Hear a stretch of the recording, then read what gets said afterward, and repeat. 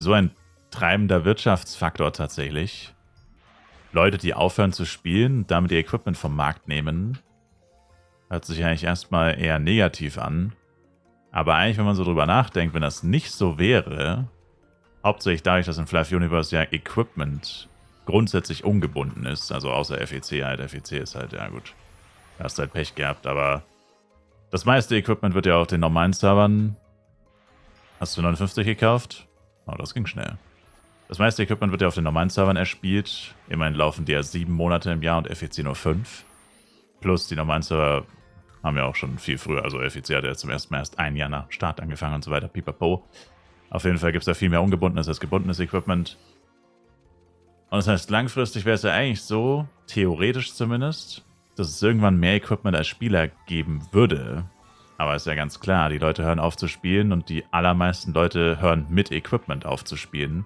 Vor allem, wenn ihr Equipment natürlich auch nicht so ultra krass ist, aber viele verkaufen es halt auch einfach so nicht, weil wenn du eher aufhörst zu spielen, und wir reden hier natürlich über legale Wege, dann, ja, behältst du es halt einfach, weil du weißt ja nicht, wann du wieder spielst. Könnte in einer Woche sein, in einem Monat. Meistens ist es ja eher ungeplant, man spielt jeden Tag oder so. Für ein paar Monate oder hat so Ferien, Urlaub und dann ist der Urlaub vorbei, dann zockt man auch so alle 2-3 Tage und irgendwann zockt man gar nicht mehr, weil man keine Zeit mehr hat. Also die Mehrheit der Spieler verschwindet irgendwann. Klar, kommen auch irgendwann wieder zurück, keine Frage. Sieht man ja immer wieder, dass irgendwie so ein random Equipment auf den Markt kommt. Also vor allem bei FlyFPC hat man das früher gesehen, wo irgendeiner damit so Asbach-Uralt-Zeug kommt, mit so 1er- und 3er-Erweckungen, wo du so denkst, Junge, wann warst du das letzte Mal online? In diesem Jahrzehnt schon? Oder wann hast du das letzte Mal gespielt, so ungefähr? Bei Fluff Universe ist nicht ganz so krass, weil das Equipment hier relativ langweilig ist. Hier gibt es noch nicht so wirklich altes, schlechtes Equipment. Also klar, wenn du jetzt ein AG-Bow plus 10 auf dem Markt siehst, denkst du dir heutzutage auch erstmal, hä, wer zum Teufel macht ein AG-Bow plus 10? Und es gibt natürlich ab und zu noch so Verrückte, die machen tatsächlich noch AG-Waffen plus 10 zum Beispiel. Aber es ist jetzt nicht so verrückt wie, keine Ahnung, bei FlyFPC halt, wie gesagt, wenn du mit 1er, 3er Erweckungen kommst, die schon, wie gesagt, 10 Jahre alt sind, so ungefähr.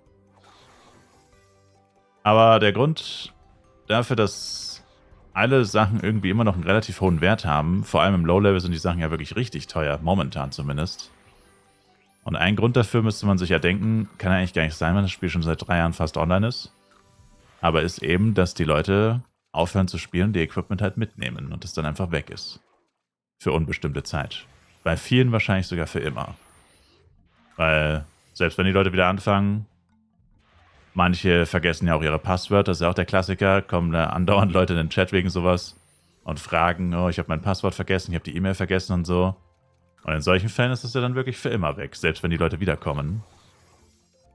Und manche Leute kommen halt wieder und verkaufen es auch wieder, aber ich denke mal, die meisten Leute kommen entweder gar nicht wieder oder fangen tatsächlich nochmal neu an und das Zeug vergammelt dann irgendwo auf einem inaktiven Account, der nie wieder benutzt wird.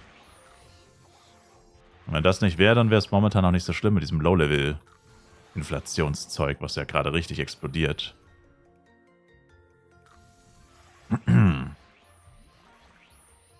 Also von dem her kann man das zumindest ein bisschen nachvollziehen. Bringt natürlich auch nicht viel, ich meine, am Preis hat es auch nichts. Ist eh klar. Aber ich denke mal, das ist so der Hauptgrund, warum das Low-Level-Equipment noch so viel wert ist. Ich meine, bei